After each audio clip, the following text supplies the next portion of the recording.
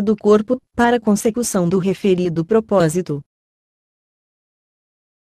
Assim, o objetivo principal na vida deve ser escolhido com um grande cuidado e, depois de escolhido, deverá ser escrito e colocado num lugar onde se possa vê-lo pelo 41. Menos uma vez por dia.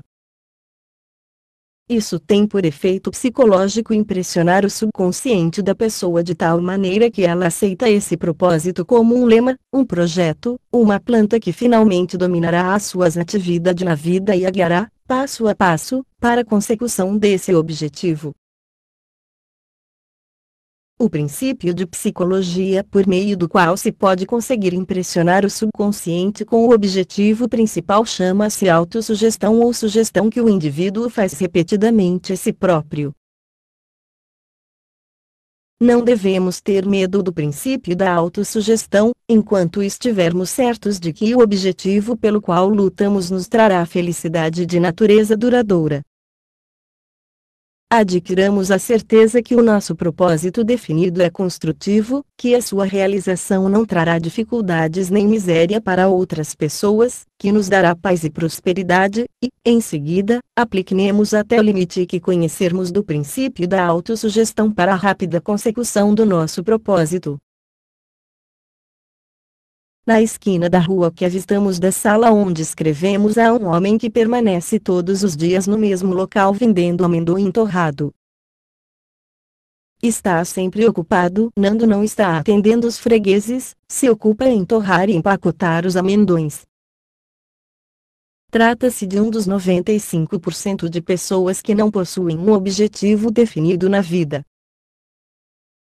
Está vendendo amendoim torrado não porque ache que esse trabalho é melhor que outro que não que pudesse fazer, mas porque nunca se deu ao trabalho de pensar sobre um propósito definido, que nele poderia trazer maiores lucros.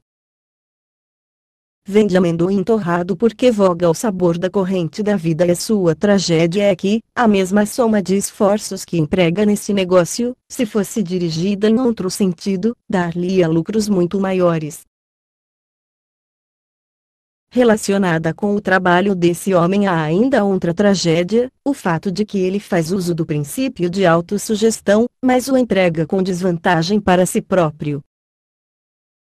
Põe nesse trabalho um esforço que seria suficiente para lhe dar lucro substancial, se esse esforço fosse dirigido no sentido de algum objetivo principal definido que lhe proporcionaria maiores rendimentos.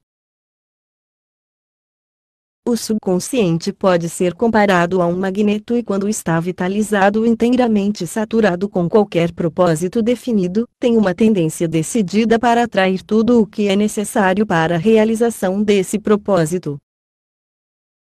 As coisas semelhantes se atraem e pode-se ter a prova dessa lei em cada fio de grama, em cada árvore em crescimento.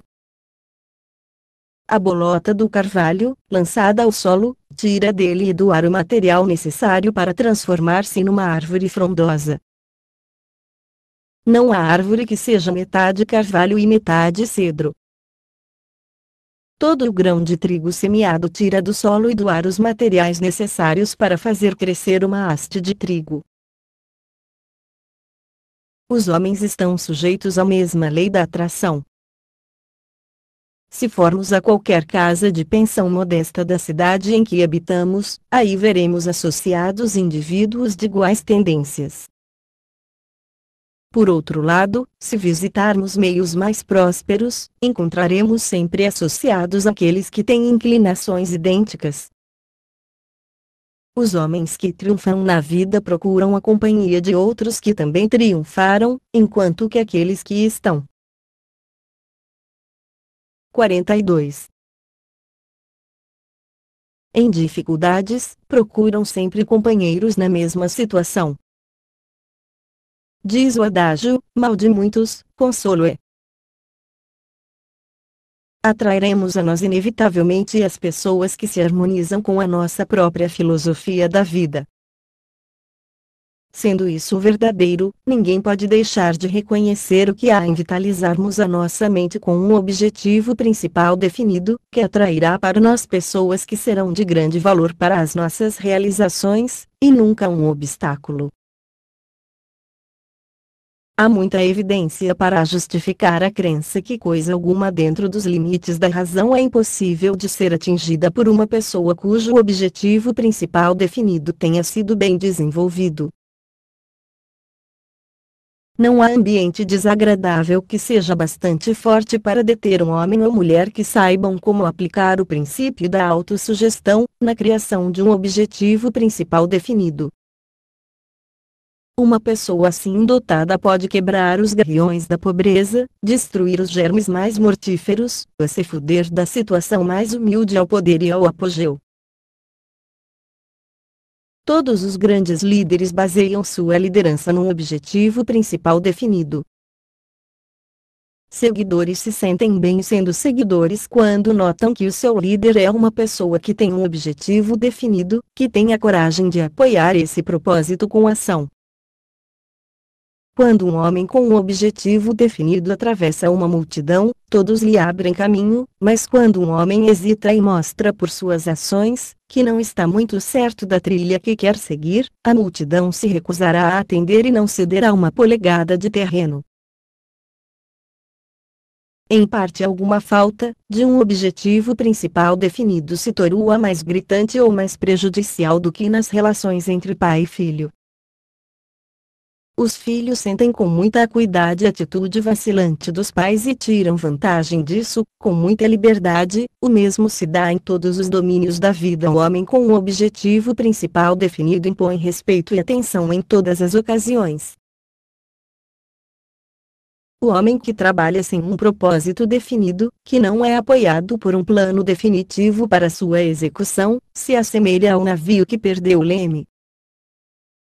Trabalho árduo e boas intenções não são suficientes para conduzir um homem ao triunfo, pois, como pode um homem estar certo que alcançou um êxito, sem ter antes estabelecido no espírito algum objetivo definido que deseje? Entretanto, já nos demos ao trabalho de refletir sobre o fato de que a maioria das pessoas, ao terminar os estudos, arranja logo um emprego qualquer, sem a menor concepção de qualquer coisa que, mesmo de longe, se pareça com um propósito definido ou um plano traçado.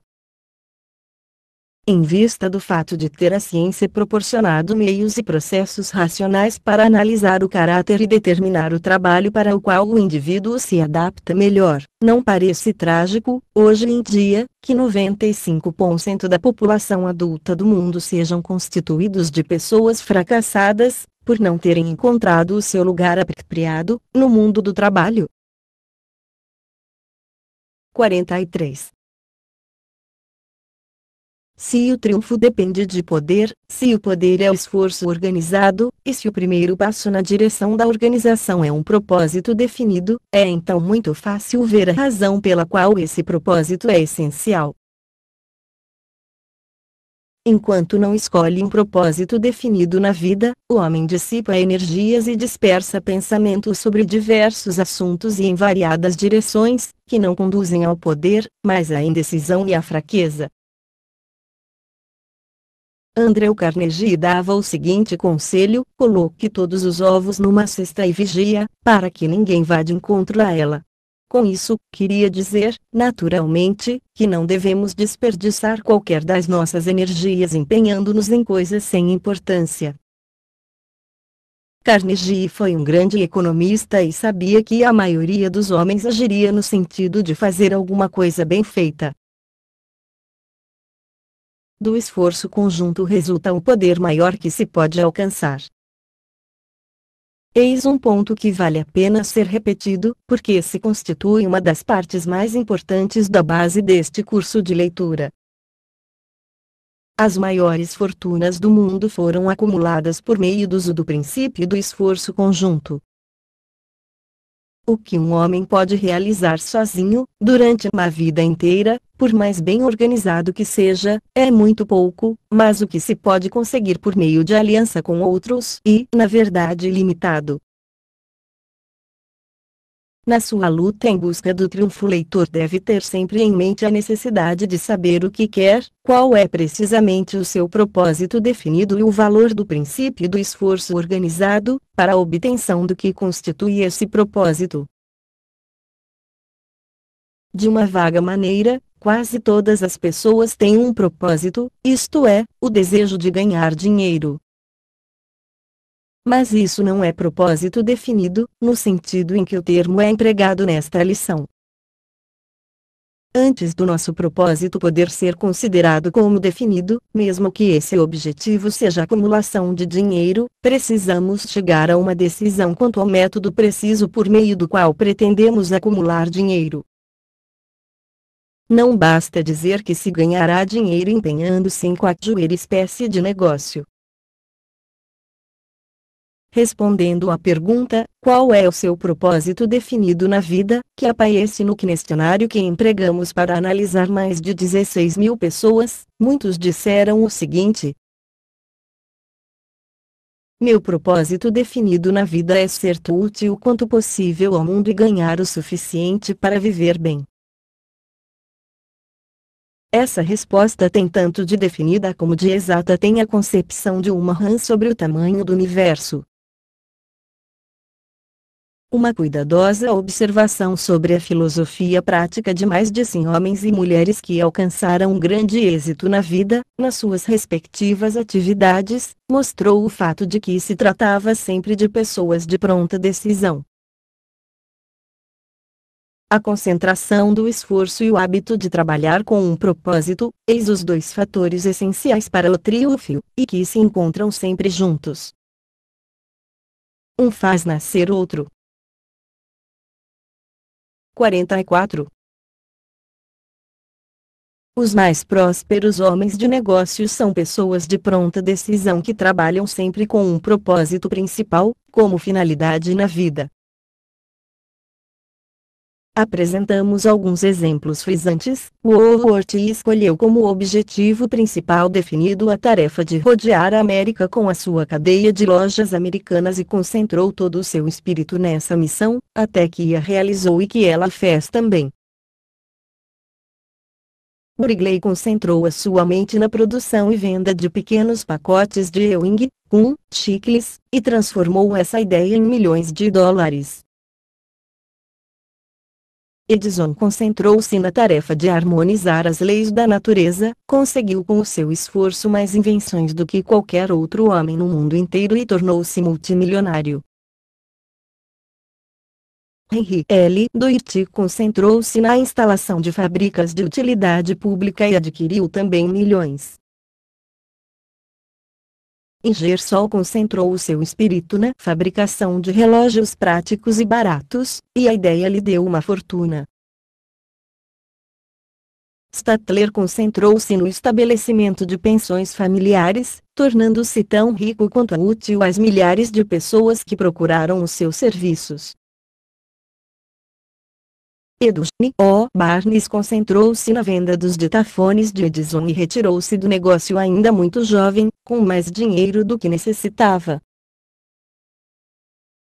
Woodrow Wilson concentrou o seu pensamento na Casa Branca, durante 25 anos, e passou a ser o seu principal ocupante, graças ao conhecimento que possuía sobre a importância de ter um objetivo principal definido. Abraham Lincoln concentrou-se na tarefa de libertar os escravos nos Estados Unidos e tornou-se o maior presidente norte-americano. Martin W. Littleton ouviu um discurso que o encheu do desejo de tornar-se um grande advogado, concentrou o seu pensamento nesse objetivo e é hoje, como todos sabem, o mais próspero advogado dos Estados Unidos, ganhando por uma só causa nada menos de $50.000. Rockefeller concentrou-se nos negócios de petróleo e tornou-se o homem mais rico da sua geração. Ford concentrou-se na construção de automóveis e é hoje o homem mais rico e poderoso que já tem existido. Andrew Carnegie concentrou-se na indústria do aço e, graças aos seus esforços, fez uma grande fortuna e o seu nome foi inscrito nas bibliotecas públicas de toda a América do Norte. 45. Gillette concentrou-se na fabricação de lâminas de barigear, que se espalharam pelo mundo inteiro e o fizeram tornar-se multimilionário. George Eastman concentrou-se na invenção da Kodak, fez com que a ideia lhe rendesse uma fortuna e, ao mesmo tempo, proporcionou prazer a todo o mundo. Russell Onwell concentrou a sua mente na realização de uma conferência, Minas, de diamantes, e fez com que essa ideia lhe rendesse $6 milhões. Helena Keller, surda, muda e cega, concentrou o seu espírito na tarefa de aprender a falar e conseguiu realizar o seu objetivo principal definido. J. H. Patterson concentrou-se na invenção das máquinas registradoras e tornou-se rico, ao mesmo tempo que fazia os outros se tornarem cuidadosos. O Kaiser Guilherme XI, da Alemanha, concentrou a sua mente em fazer a guerra e desencadeou-a em grandes proporções. É esse um fato que nunca se deve esquecer. Fleischmann concentrou-se na fabricação de pequenas caixas de fermento, que invadiram o mundo inteiro. Marshall Field concentrou-se em estabelecer a maior casa retalhista do mundo, e o seu sonho se tornou uma realidade.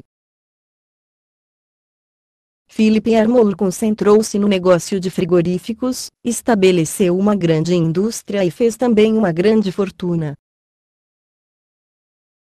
Milhões de pessoas concentram todos os dias o espírito na pobreza e no fracasso, obtendo ambos em abundância.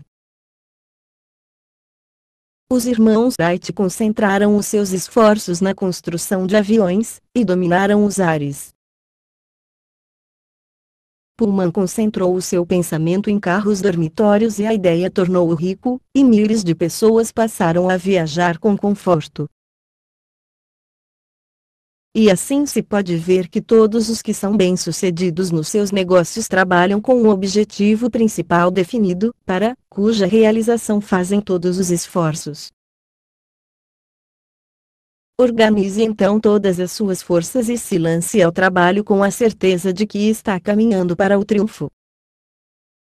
Na sua procura da tarefa para a qual está melhor indicado, é vantajoso ter sempre em mente que conseguirá maior êxito empenhando-se no trabalho que for mais do seu agrado, pois é fato demais conhecido que o homem geralmente triunfa com mais facilidade num campo de esforços em que se lança de corpo, alma e coração.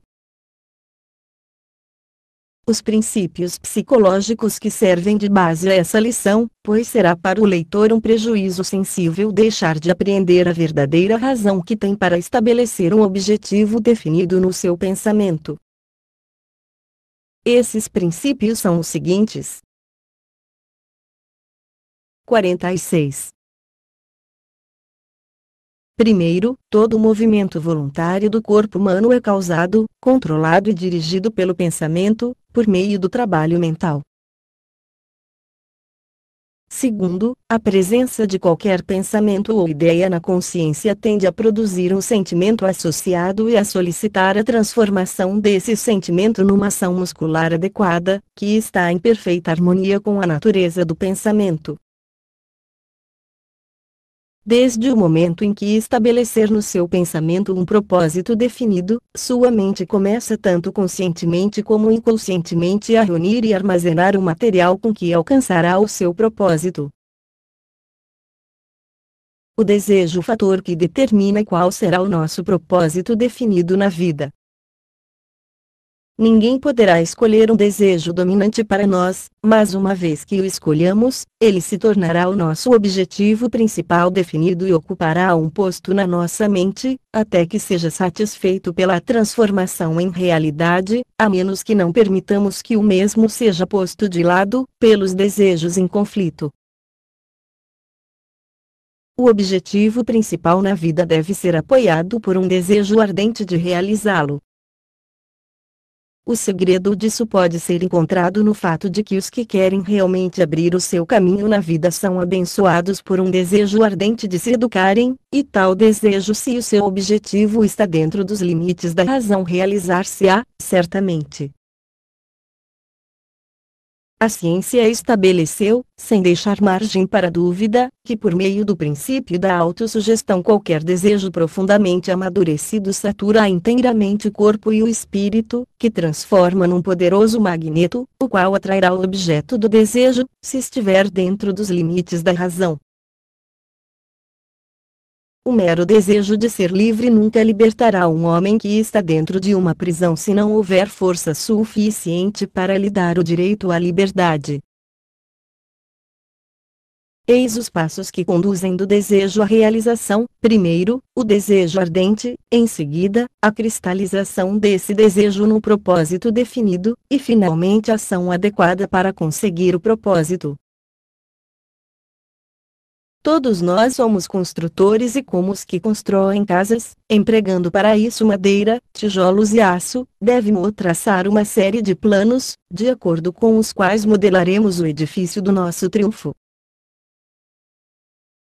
O mundo jamais esteve tão cheio de oportunidades como agora. Por toda parte aumenta a procura de serviços de pessoas mais eficientes.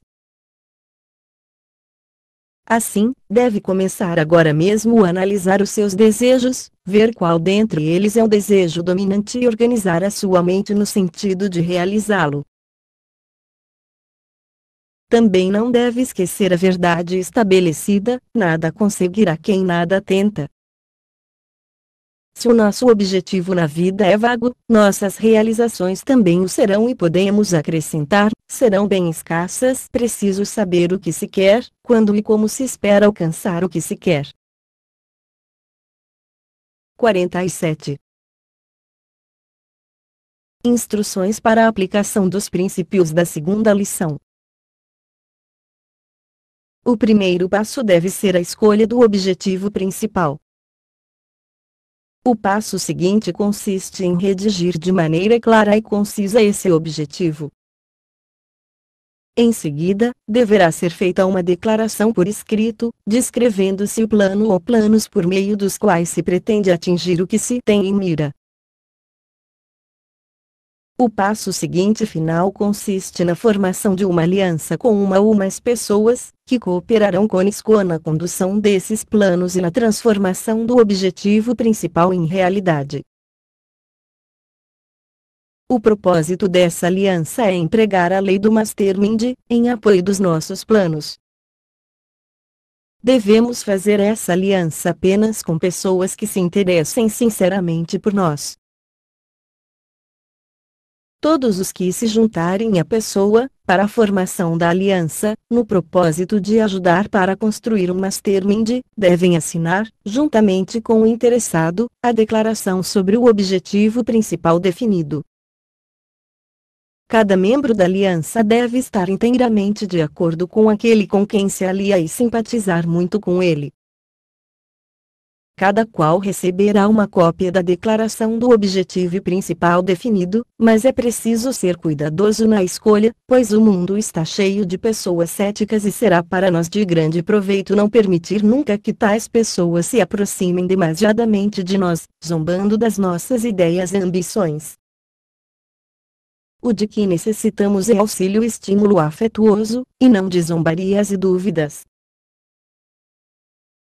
Se é uma pessoa crente, encontrará vantagem em fazer do seu propósito definido o objeto das suas preces, uma vez por dia ou mais, se for necessário. Acreditando-se na existência de um Deus que pode ajudar, e que efetivamente ajuda, todos aqueles que buscam realizar um trabalho construtivo, no mundo, podem ficar certos de que têm o direito de dirigir-lhe também o seu pedido para que os auxilie nessa cruzada para a realização do que encerra tudo o que há de real para si, na vida. Se os que foram convidados para entrar na aliança acreditam no poder das preces, não nos esqueçamos de lhes pedir também que incluam o objetivo da aliança nas suas orações cotidianas. todos estes passos devem ser seguidos com persistência e animados pela fé inabalável de que conduzirão a pessoa até onde ela deseja chegar. O processo deve ser seguido até que a pessoa alcance o seu objetivo definido, seja qual for o tempo necessário para isso. De vez em quando pode tornar-se preciso mudar os planos adotados para a realização de um objetivo principal definido. Façam-se essas modificações sem hesitação. Nenhuma criatura humana é dotada de capacidade de previsão suficiente para formular planos que não precise de mudanças e adaptações. Se qualquer um dos membros da nossa aliança perder a fé na lei conhecida por Mastermind, cuidemos imediatamente de remover esse elemento e substituí-lo. 48. Ninguém pode triunfar estando cercado de sócios desleais e invejosos, seja qual for o alvo visado por seu objetivo principal definido.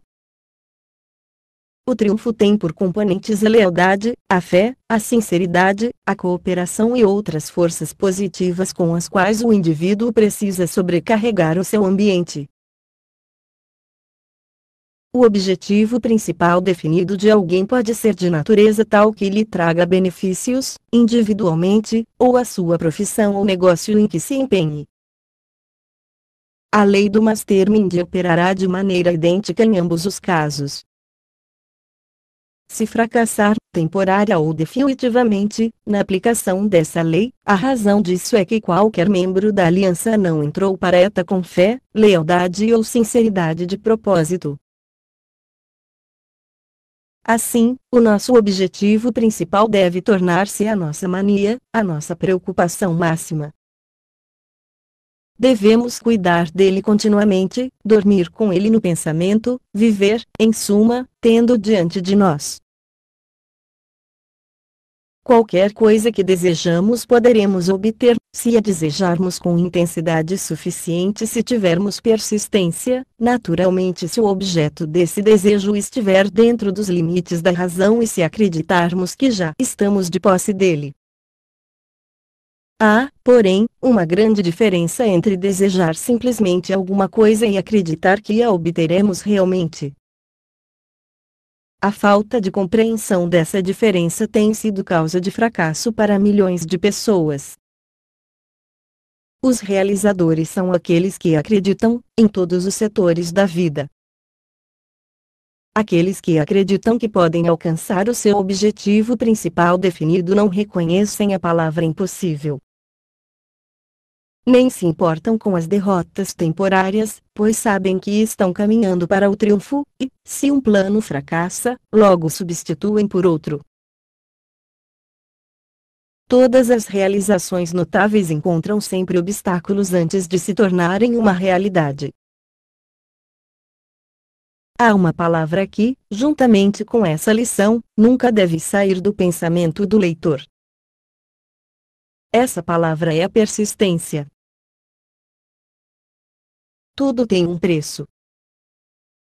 Não é possível conseguir alguma coisa em troca de nada.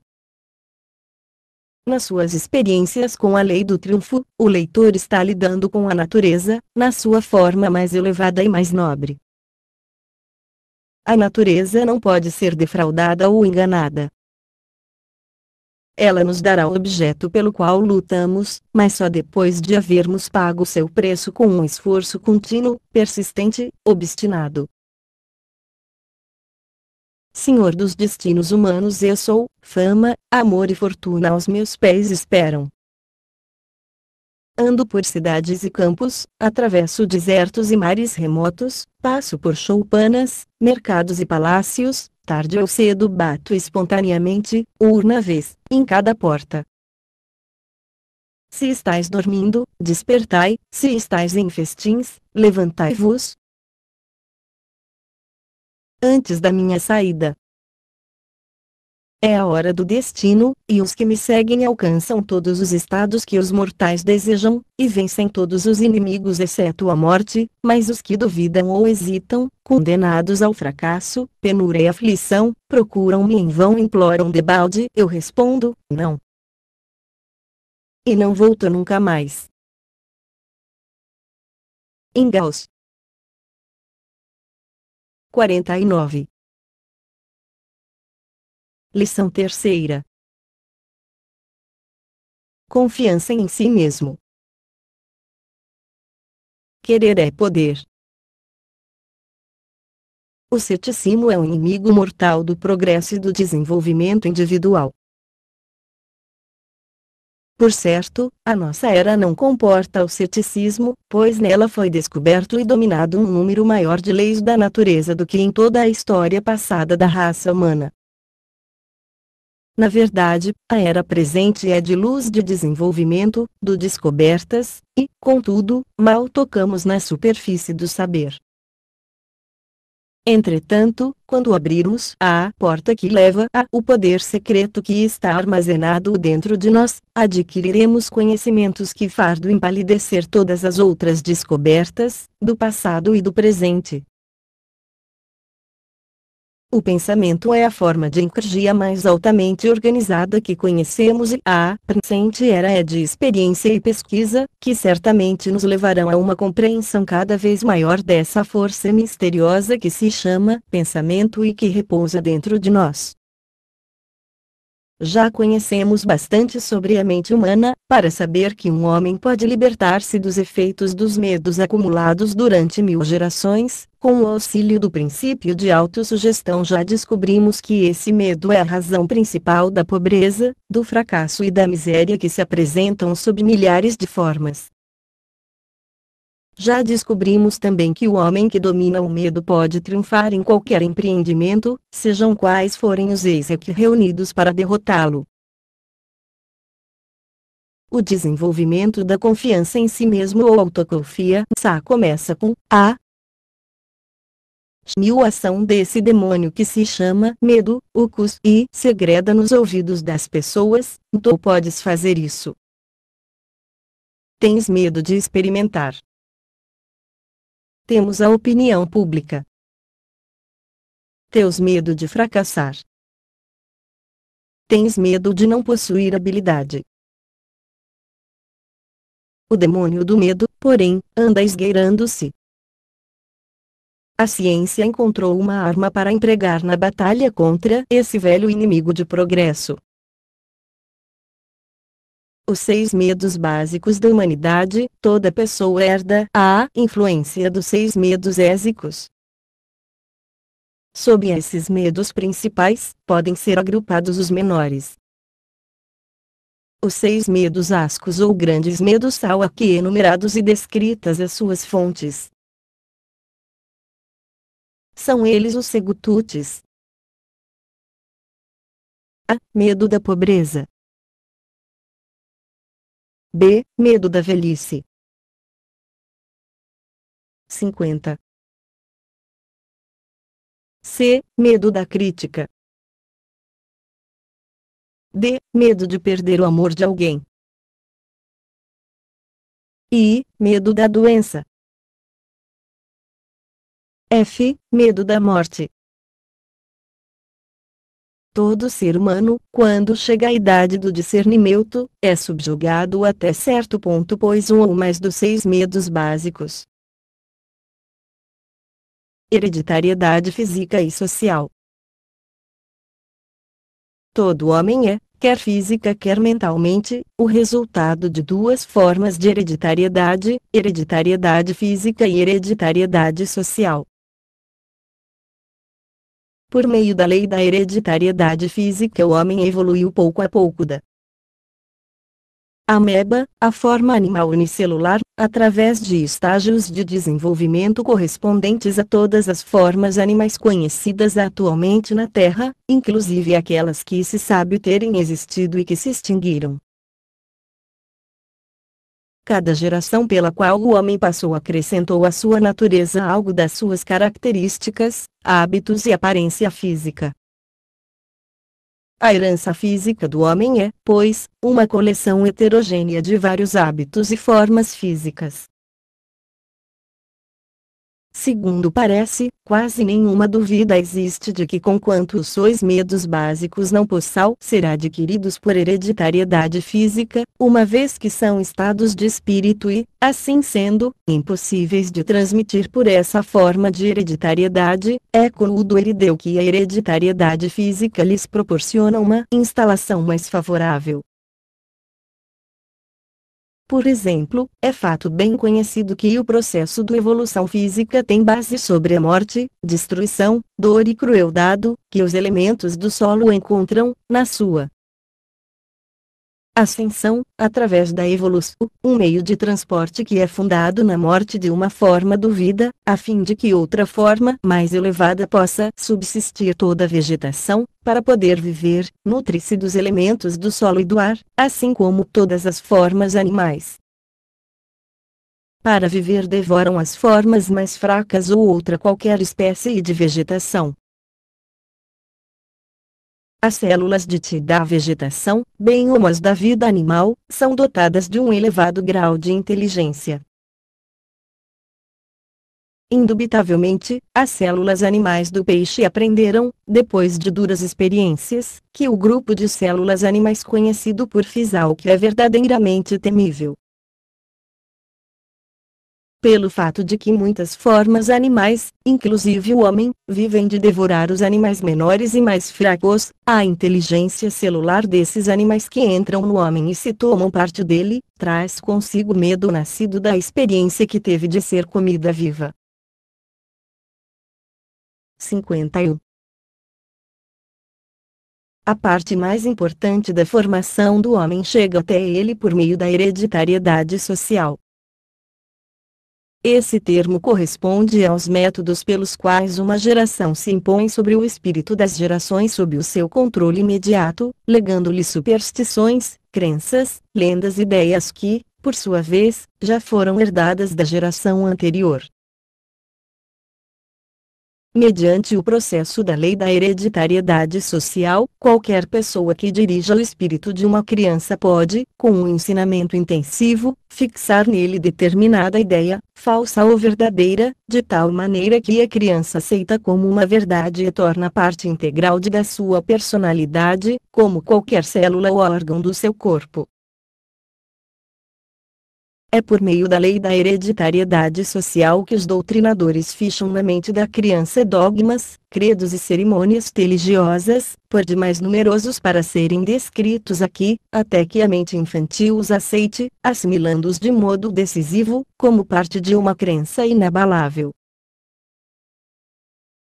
O espírito da criança que ainda não alcançou a idade do discernimento durante um período que abrange em média os 2 primeiros anos de vida é plácido, aberto, claro e livre.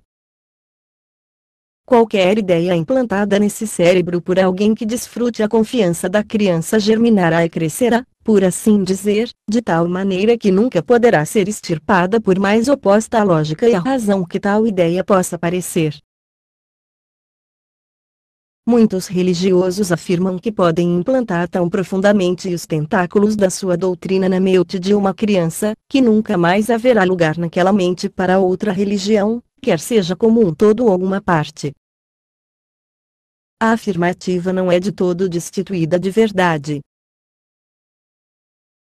Com essa explicação da maneira pela qual a herança social opera, o leitor estará pronto para examinar as fontes de onde herdamos os 6 medos básicos. Além disso, qualquer leitor do curso, exceto os que ainda não cresceram bastante para examinar as verdades que pisam sobre os calos das suas próprias superstições, pode verificar a veracidade do princípio da herança social, tal como é aplicado aqui aos 6 medos básicos, sem precisar sair, para isso, do campo das suas experiências pessoais.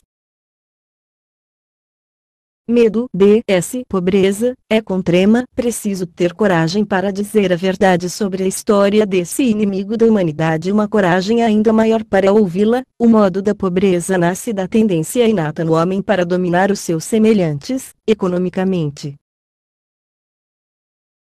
O homem, com o seu senso superior de intuição, pensamento e raciocínio, não devora os seus semelhantes fisicamente, prefere devorá-los economicamente. De todas as eras passadas, sobre as quais sabemos alguma coisa, a em que vivemos parece ser a de maior adoração do dinheiro. O homem que não pode apresentar um volumoso livro de cheques é considerado inferior à poeira da terra. Nada há que proporcione mais sofrimento e humilhação do que a pobreza. Não é pois de admirar que o homem a tema. Depois de uma longa série de experiências com os seus semelhantes, o homem aprendeu por certo que esses semelhantes nem sempre podem merecer confiança, quando estão em jogo questões de dinheiro ou de qualquer outra forma de propriedade. 52.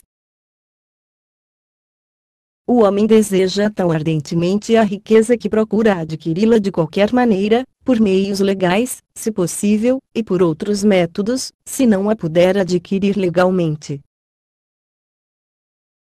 Em todos os códigos do mundo se encontra a prova de que o medo da pobreza é um dos medos básicos da humanidade, pois em todos esses livros se encontram várias leis destinadas a proteger os fracos contra os fortes.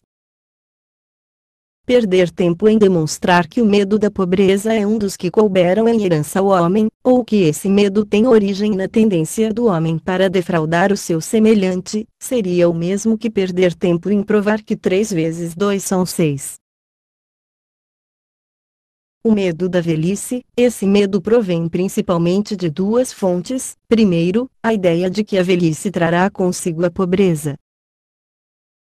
Segundo, e é essa sua fonte mais comum, origina-se dos falsos e cruéis ensinamentos sectários onde se fala no fogo e enxofre do inferno, em purgatório e outros espantalhos que os homens aprenderam a temer, temendo por conseguinte a velhice como sendo a aproximação de um outro mundo, talvez muito mais terrível do que este em que vivemos e que, conforme sabemos, já é bastante mau.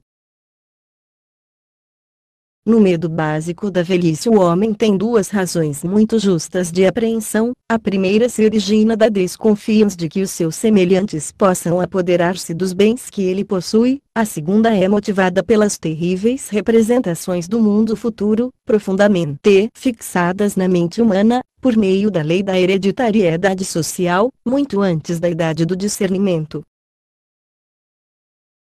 O medo da crítica, a forma exata como o homem adquiriu esse medo é difícil, se não impossível, de determinar com precisão. Uma coisa porém é certa: ele sente esse receio em grau elevado. Alguns acreditam que esse medo fez o seu aparecimento no espírito humano mais ou menos na época em que surgiu a política. Outros acham que a sua origem remonta à fundação do primeiro clube feminino.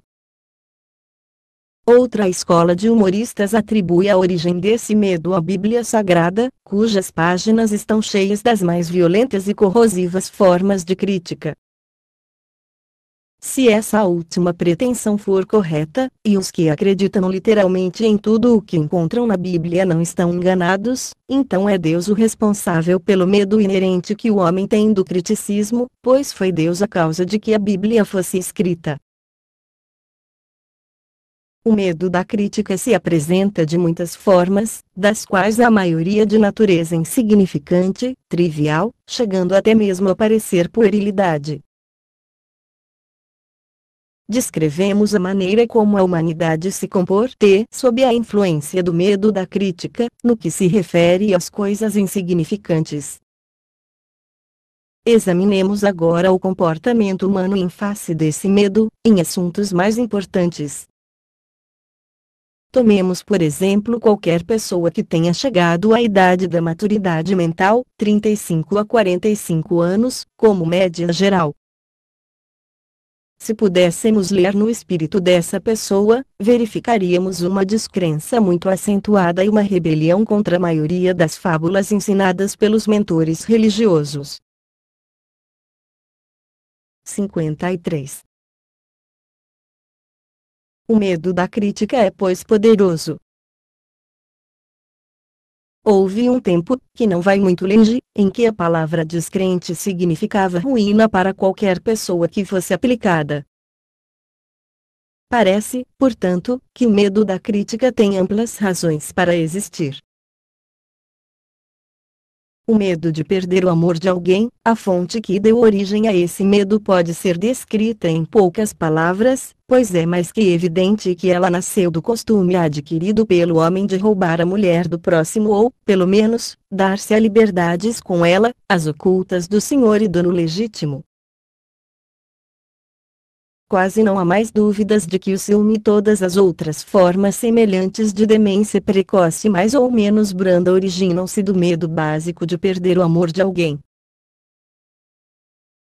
De todos os loucos sãos estudados por nós, o caso de um homem que tinha ciúmes de uma mulher foi o mais estranho, o mais singular. Tivemos apenas uma experiência desse gênero, mas aprendemos com ela o bastante para nos autorizar a declarar que o medo de perder o amor de alguém é um dos mais lastimáveis ou talvez o mais lastimável dos 6 medos básicos.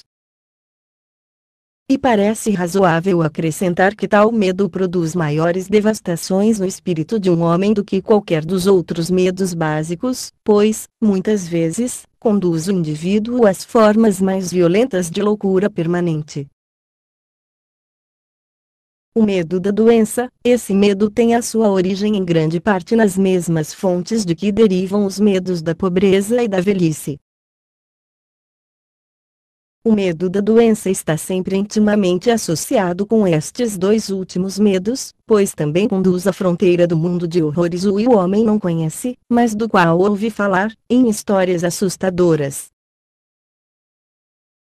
Desde as épocas mais remotas, o mundo tem conhecido as mais diversas formas de terapêutica. Se um indivíduo ganha vida com essa profissão, é mais que lógico que empregará todos os meios para persuadir o público de que os seus serviços são necessários. Assim, é muito natural que a humanidade herdasse o medo da doença. O medo da morte, para muitos esse é o pior de todos. O motivo é claro para qualquer estudante de psicologia. Os terríveis tormentos do medo da morte podem ser atribuídos diretamente ao fanatismo religioso, fonte que é mais responsável por esse medo do que todas as outras reunidas. Os pagãos não têm tanto medo da morte como os civilizados, especialmente os que estão sob a influência teológica. Por centenas de milhões de anos o homem vem perguntando e até hoje sem resposta: de onde vim? Para onde vou depois da morte? Os indivíduos mais capazes e astuciosos, como os mais honestos e crédulos, não têm demorado em dar uma resposta a essas perguntas. De fato, a faculdade de responde a elas. 54. Passou a ser uma dessas profissões doutas, conquanto, na realidade, seja necessário muito pouco conhecimento para se exercer tal ofício. Na verdade, nenhum homem sabe ou soube jamais como são o céu e o inferno, nem mesmo se tais lugares existem, e essa falta de um conhecimento decisivo abre as portas do espírito humano ao charlatão, que entra e controla inteiramente o pensamento com as mais variadas formas de magia, truques, fraudes, etc. A verdade é a seguinte: nem mais nem menos, ninguém sabe nem soube jamais de onde viemos, ou para onde vamos, depois da morte. Qualquer pessoa que adiante soluções para tais enigmas está iludindo a si mesma, ou é um impostor consciente, que vive corno parasita, abusando da credulidade humana. Os religiosos afirmam geralmente, de modo peremptório, que a nossa civilização deve a sua existência ao trabalho realizado pelas igrejas.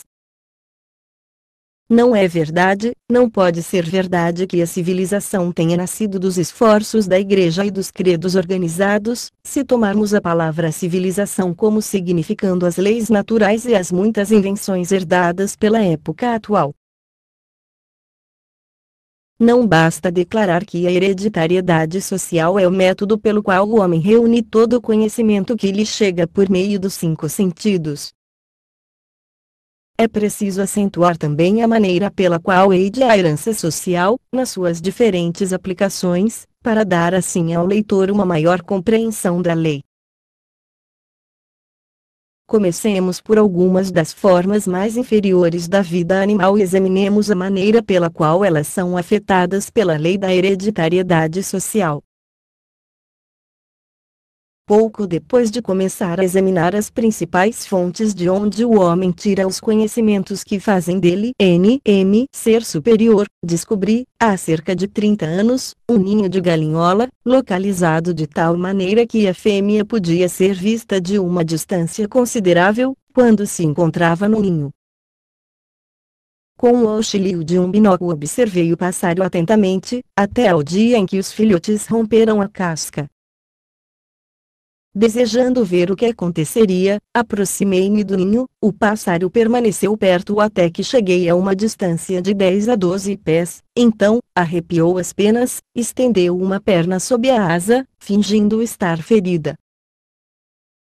Conhecendo um pouco os ardis dos pássaros quando têm filhotes, não a segui, e, pelo contrário, dirigi-me ao ninho para observar os pequenos. Sem o menor sinal de medo, todos me olharam movendo as cabecinhas para um lado e outro.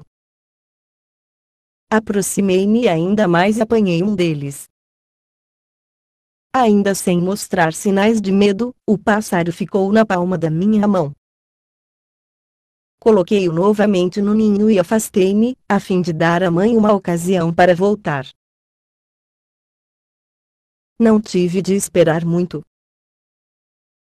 O pássaro começou a trilhar cautelosamente o seu caminho, até que, chegando perto do ninho, endireitou a asa, andou o mais rapidamente possível produzindo uma espécie de som semelhante ao que emite uma galinha quando encontra um pouco de comida e começa a chamar os pintinhos. Reuniu pois os filhotes em torno de si, continuou a bater as asas e arrepiar as penas. Era como se estivesse dando aos filhotes a primeira lição de defesa própria. 55. Vocês são uns tolos, parecia dizer, deviam envergonhar-se pelo fato de terem estado na palma da mão de um homem. Admiro-me de que ele não os tivesse levado e comido vivos. A próxima vez que virem um homem caminhando na direção de vocês, tratem de fugir. Saltem para o chão, escondam-se até que o inimigo tenha desaparecido. Atentos, os filhotes pareciam ouvir a lição com grande interesse. Depois a mãe pareceu acalmar-se e tentei aproximar-me novamente do ninho. Quando estava a uns 20 pés de distância, a galinhola repetiu a farsa e saiu saltitante como se estivesse trôpega. Olhei para o ninho, mas os filhotes já não estavam nele. Tinham aprendido depressa a evitar o inimigo, graças ao seu instinto. Quando eu era criança, consegui uma vez pegar um corvo e domesticá-lo. O pássaro depressa se habituou ao ambiente doméstico e aprendeu a fazer várias coisas que denotavam bastante inteligência. Quando cresceu o bastante para poder voar à vontade, foi-lhe dada a liberdade de ir para onde entendesse. Muitas vezes, passava horas inteiras fora de casa, mas voltava antes do escurecer. Um dia, alguns corvos selvagens entraram em luta com um mocho, num campo nas proximidades da casa. Logo que o pássaro ouviu o crocitar dos seus irmãos selvagens, voou para o telhado e, em grande agitação, voejava de um lado para outro. Finalmente, bateu as asas em direção ao local da batalha. Acompanhei-o, curioso de ver o que iria acontecer. Pouco depois deparei com o meu corvo pousado nos galhos mais baixos de uma árvore. Dois corvos selvagens estavam um pouco mais acima, crocitando e vojeando agitados, como pais que estivessem ralhando com um filho que não se comportasse bem. Quando me aproximei, os dois corvos selvagens voaram. Um deles descreveu vários círculos em torno da árvore, soltando gritos de deviam significar palavras irritadas, dirigidas ao corvo domesticado, que não tinha querido acompanhá-los. O meu corvo voltou à noite, como costumava, mas não se aproximou muito da casa. Pousou num galho de macieira, e lá, na sua linguagem, dizia, naturalmente consigo mesmo, que decidira voltar à vida livre. Alguns dias depois, desaparecia para nunca mais voltar. A hereditariedade social roubara-me assim o corvo de estimação. O meu único consolo foi a ideia de que ele tivera a delicadeza de voltar para avisar que se ia embora. Muitos trabalhadores de fazendas vão-se embora sem fazer nem mesmo isso. É fato bem conhecido que as raposas pegam todas as espécies de galináceos e animais pequenos, respeitando apenas os gambás. Não é preciso dizer a razão pela qual o gambá goza de tal imunidade. Uma raposa pode pegar um gambá uma vez, mas nunca repetirá a façanha. Por esse motivo, uma pele de gambá pregada num galinheiro afasta dele as raposas, exceto as novas inexperientes. O cheiro do gambá, uma vez sentido, é coisa que nunca mais se esquece. Nenhum outro mau cheiro lhe pode ser comparado, mesmo de longe. Todas as pessoas bem informadas a esse respeito sabem que raposas e gambás nunca se abrigam na mesma cova. 56. Uma rã pode ser fisgada num anzol com um pedacinho de pano vermelho ou qualquer outro objeto da mesma cor, servindo de isca. Isto é, a rã pode ser apanhada desta maneira somente se for fisgada logo da primeira vez que avançar para a isca, mas, se escapar, nunca mais cometerá o mesmo erro. De uma feita, gastei horas seguidas tentando fisgar uma rã que deixara escapar. Mas, nesse tempo, eu não compreendia que o princípio da hereditariedade social é capaz de, por meio de uma única lição sobre esse princípio, ensinar até mesmo a uma humilde rã que deve evitar morder pedacinhos de flanela vermelha. Tive um cão Airedale que me cansou inúmeros aborrecimentos, pelo hábito que adquiriu de chegar sempre a casa com um pinto na boca. Cada vez que isso acontecia, o pinto era retirado da boca do cão, o qual era rigorosamente açoitado, mas sem nenhum resultado, pois continuava a devastar os galinheiros. Com o objetivo de poupar o animal e aproveitando também a ocasião para fazer uma experiência com a lei de hereditariedade social, mandei-o para a fazenda vizinha, onde havia uma galinha com pintinhos bem novos. A galinha foi posta no celeiro juntamente com o cachorro. Ficando só, este dirigiu-se vagarosamente para a galinha, farejou para ver se era da sua qualidade preferida, e atirou-se a ela. A ave, que estava atenta, preparou-lhe uma recepção como ele nunca a tivera, bater de asas, bicada vigorosas, etc. O primeiro round foi decididamente ganho pela galinha. Mas uma galinha gorda, pensava o cachorro, não poderia libertar-se das suas patas com tanta facilidade. Portanto, retrocedeu um pouco e em seguida atacou novamente. Desta vez a galinha saltou sobre as suas costas, arranhando e dando-lhe fortes bicadas. O cachorro recuou para o seu canto, como se estivesse ouvindo a campainha para dar por terminado mais um round até que ele se refizesse.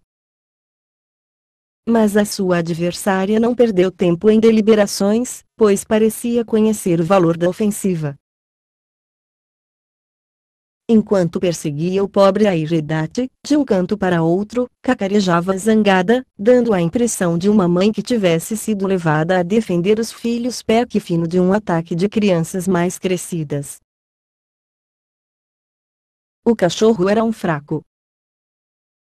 depois de correr de um canto para outro do celeiro, durante cerca de 2 minutos, estendeu-se no chão, procurando defender da melhor maneira que pôde os olhos com as patas, pois a galinha parecia principalmente interessada em atingir-lhe os olhos.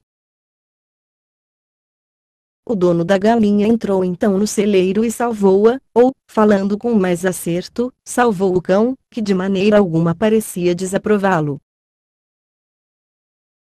No dia seguinte puseram um pinto no celeiro com o cachorro. Logo que este o viu, pôs a cauda entre as pernas e correu para um canto. Nunca mais tentou apanhar um pinto. Uma lição sobre a hereditariedade social, por meio do sentido do tacto, foi suficiente para ensinar-lhe que, conquanto caçar pintos fosse uma coisa divertida, poderia, também, trazer-lhe muitos dissabores. Todos esses exemplos, com exceção do primeiro, descrevem o processo de adquirir conhecimento por meio da experiência direta. Observe-se a diferença acentuada que há. 57. Entre conhecimento adquirido pela experiência direta e conhecimento alcançado por meio da educação dos jovens pelos mais velhos, como no caso da galinhola e seus filhotes. As lições impressionantes são as que os jovens recebem por meio de métodos emocionais. Quando a galinhola estendeu a asa como se estivesse ferida e trôpega, e fez ouvir aqueles piados aflitivos, implantou nos seus filhotes o terror do homem, de uma maneira que eles jamais esqueceriam.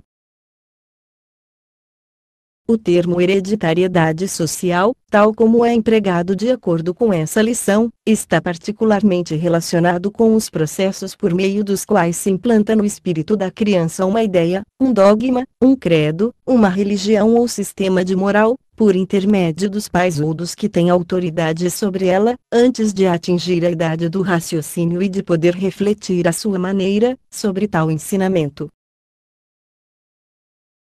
Existem miríades de formas de medo, mas nenhuma é tão funesta como o medo da pobreza e o da velhice.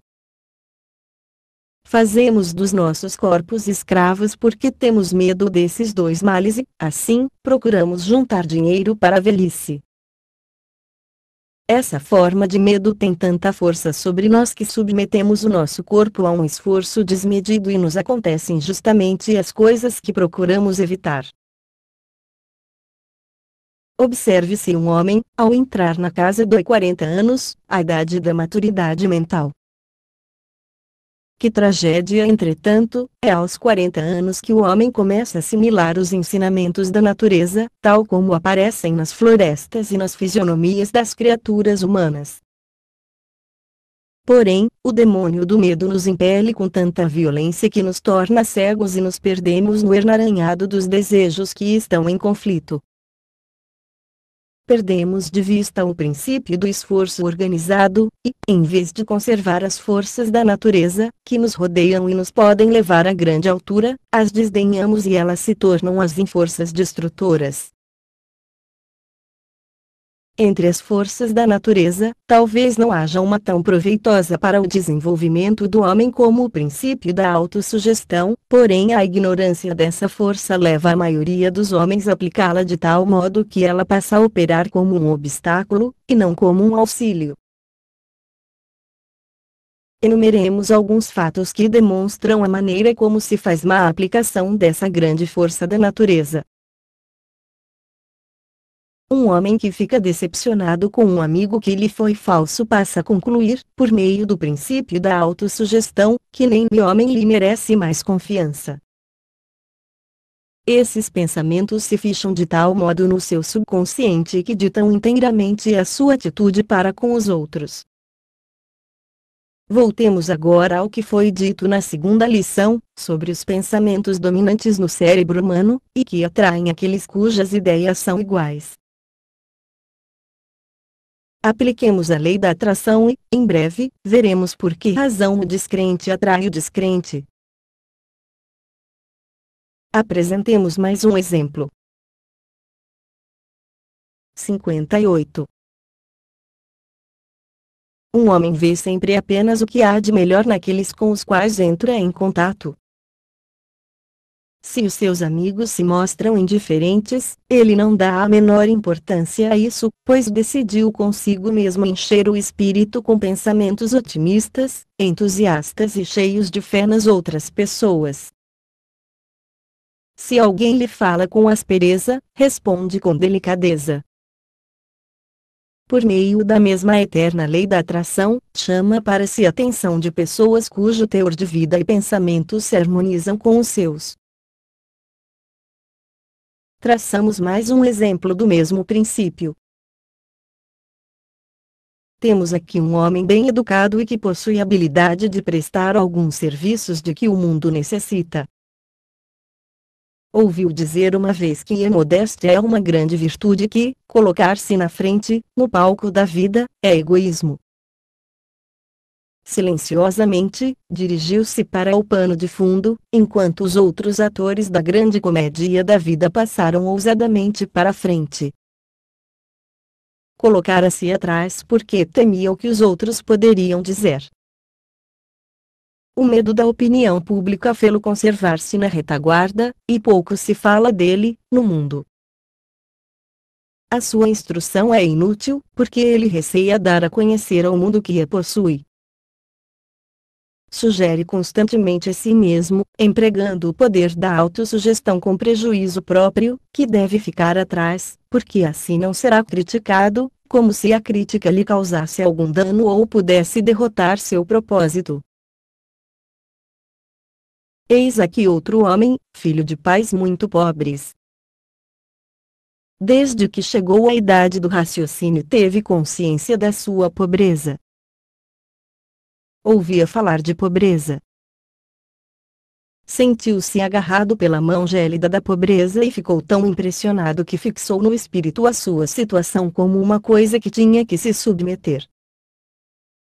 Quase inconscientemente, convenceu-se de que seria sempre pobre, até que essa ideia se tornou o pensamento dominante do seu cérebro. Este homem se assemelha a um cavalo arriado, que se acostumou aos arreios, esquecendo que possui a força suficiente para libertar-se deles.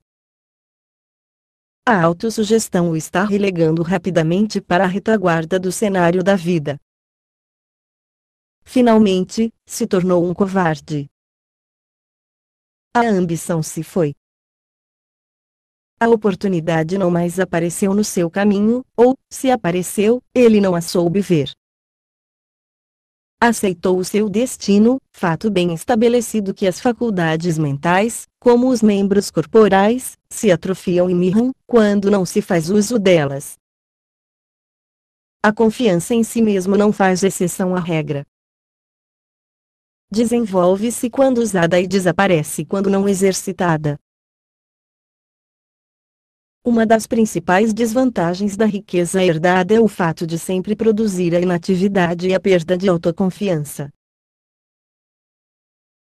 Nem todos os filhos de homens ricos se tornam tão infelizes, mas, seja como for, permanece o fato de que a inatividade sempre conduz à atrofia e essa, por sua vez, gera a falta de ambição e de confiança em si mesmo. Sem essas qualidades essenciais, um homem será carregado durante toda a vida nas asas da incerteza da mesma maneira que uma folha seca é levada ao sabor dos ventos contrários. Longe de ser uma desvantagem, a luta pela vida é uma vantagem decisiva, pois serve para desenvolver todas as qualidades que nesse acham adormecidas no indivíduo e que sem ela jamais despertariam. Muitos homens só encontraram o seu lugar no mundo porque tiveram de lutar pela vida. A falta de conhecimento das vantagens que resulta dessa luta tem levado muitos pais a dizerem: tive de lutar muito quando moço, mas procurarei fazer. 59. Com que meus filhos encontrem todas as facilidades. Pobres criaturas insensatas. As facilidades se transformam geralmente em desvantagens. Há neste mundo coisas muito piores do que uma pessoa ser obrigada a trabalhos, no princípio da vida. A indolência forçada é muito pior do que o trabalho forçado. Sendo forçado a trabalhar e a desempenhar o seu trabalho da melhor maneira, o indivíduo adquire temperança, autocontrole, força de vontade e inúmeras outras virtudes que os ociosos jamais conhecerão. A falta de necessidade de lutar não somente conduz à ausência de ambição e de força de vontade, como também, e o que é ainda pior, cria, no espírito do indivíduo, um estado de letargia, que gera falta de confiança em si mesmo. A pessoa que abandonou a luta porque o esforço já não é necessário aplica o princípio de autossugestão, aplica-o porém para minar o seu próprio poder de autoconfiança. Assim, o indivíduo nestas condições cai num tal estado de espírito que agirá como uma pessoa que é forçada a fazer isto ou aquilo. A confiança em si próprio ou autoconfiança é a qualidade por meio da qual o cérebro recebe nova carga e se torna positivo. Era um rapaz tímido, de natureza mais ou menos retraída, uma dessas pessoas que julgam que é melhor ocupar um dos últimos lugares no cenário da vida. Uma noite, ele ouviu uma conferência sobre o assunto da nossa lição, a confiança em si mesmo, e essa conferência o impressionou a tal ponto que o rapaz foi para casa com a firme determinação de se transformar. No dia seguinte, apresentou-se ao gerente do jornal onde trabalhava e pediu-lhe um lugar de agente de publicidade. O seu pedido foi satisfeito e ele passou a trabalhar na base de comissões. Todos os seus companheiros de trabalho esperavam vê-lo fracassar, pois esse gênero de negócio exige grande atividade. O rapaz dirigiu-se à sua mesa de trabalho e organizou uma lista com os nomes de comerciantes que pretendia visitar. Naturalmente, os leitores estão pensando que ele organizou a lista com os nomes dos negociantes que julgava encomendariam anúncios com mais facilidade, mas fez justamente o contrário. Pôs na lista apenas os nomes daqueles que os outros agentes de publicidade tinham visitado inutilmente. A sua lista consistia somente em 12 nomes. Antes de indicar as visitas, dirigiu-se a um jardim público e leu os nomes mais de 100 vezes, repetindo sempre: "O senhor me encomendará anúncios antes do fim do mês." Começou então a fazer as visitas. No primeiro dia encerrou a sua atividade com 3 dos 12 fregueses impossíveis. Durante o resto da semana, conseguiu anúncios de mais 2. No fim do mês, havia feito negócio com os 12 comerciantes, com exceção de um. No mês seguinte não conseguiu anúncios, pois visitou apenas o comerciante que faltava. Todas as manhãs, ao abrir-se o escritório deste último, ia falar-lhe, recebia invariavelmente um não. O comerciante sabia que não ia encomendar anúncios, mas o jovem teimava. Ao fim de um mês de respostas negativas, disse-lhe o comerciante: 60. Veja, meu amigo, o senhor perdeu um mês inteiro procurando convencer-me a pôr anúncios pelo seu jornal. Agora eu desejaria saber o motivo que o fez perder esse precioso tempo. Nada disso, respondeu o rapaz. Tenho frequentado um curso, no qual o senhor é o professor. Agora conheço todos os argumentos que um negociante pode apresentar para recusar anúncios. Além disso, adquiri mais autoconfiança. Nesse caso, retorquiu o comerciante, devo também confessar que estive tomando lições com o senhor. Recebi assim lições de persistência, que para mim valem ouro, e para demonstrar-lhe a minha gratidão vou pagar-lhe as aulas, autorizando um anúncio no seu jornal. Foi desta maneira que nasceu a publicidade mais lucrativa do Philadelphia norte-americano. Esse fato marcou também o início da transformação de um rapaz tímido num milionário. Esse rapaz venceu porque carregou deliberadamente o seu espírito com autoconfiança suficiente para torná-lo irresistível. Quando começou a redigir aquela lista de 12 nomes, fez algo que 99% das criaturas não fazem: selecionou os nomes dos que sabia serem difíceis de encomendar anúncios, pois que, da resistência que encontrasse, resultaria para ele força e autoconfiança. Foi uma das poucas pessoas que compreendera que todos os rios, e alguns homens, são sinuosos porque seguem a linha da menor resistência. Ninguém pode prever as possibilidades de realizações que estão ao dispor de um homem que é apoiado pelo conselho da esposa, pois é fato conhecido que uma mulher pode despertar num homem capacidade para realizações sobre-humanas. A esposa, mais do que qualquer outra pessoa, pode induzir um homem a empregar um esforço maior. Deve fazê-lo acreditar que nada, dentro da razão, está além das suas possibilidades e ter-lhe-á prestado um auxílio inestimável para vencer a batalha da vida. Um dos homens que mais triunfo tem alcançado no seu campo de trabalho, na América, acha que todo o seu sucesso é devido à sua esposa. Quando se casaram, ela escreveu um credo que ele assinou e colocou sobre a sua secretária. Eis uma cópia do credo. Creio em mim mesmo. Creio nos que trabalham comigo. Creio no chefe. Creio nos meus amigos. Creio em minha família. Creio que Deus me emprestará tudo o que eu necessito para triunfar, contanto que eu me esforce para alcançá-lo por meios lícitos e honestos. Creio nas orações e nunca fecharei os meus olhos para dormir sem pedir antes a divina orientação, a fim de ser paciente com os outros e tolerante com os que não acreditam como eu acredito. Creio que o triunfo é o resultado do esforço inteligente e não depende de sorte, de magia, de amigos duvidosos, de companheiros ou do meu chefe. Creio que tirarei da vida exatamente o que nela colocar, e, assim sendo, serei cauteloso quanto a tratar os outros, como quero que eles sejam comigo.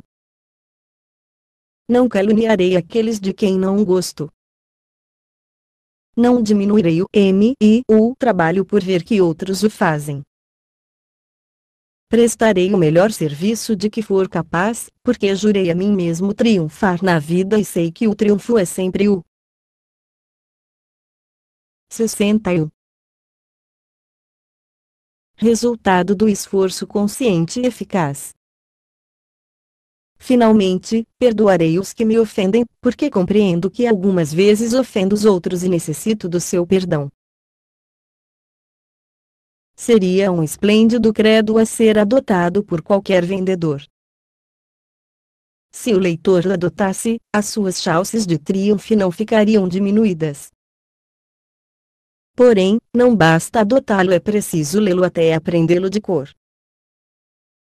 Leia-o ao menos uma vez por dia, até que o mesmo faça parte da sua organização mental. Conserve uma cópia diante de si, para que se lembre, a todo momento, de que jurou pô-lo em prática.